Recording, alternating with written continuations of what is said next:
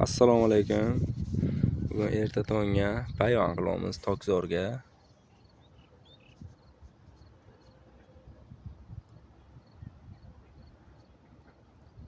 Payvandchalar ulanishi. Mana ko'k ximishdan.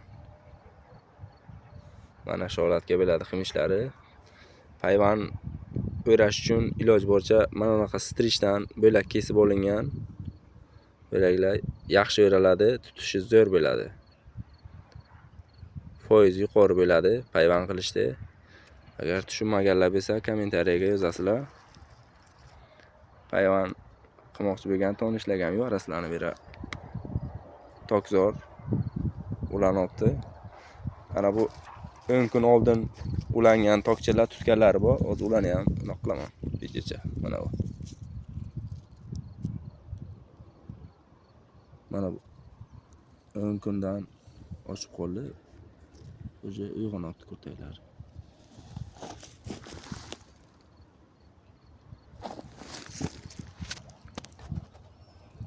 Asrog'idan tokchalarni kesib qo'yish kerak. Yangi navdasi chiqsa, o'sha yangi navdasiga ulanadi.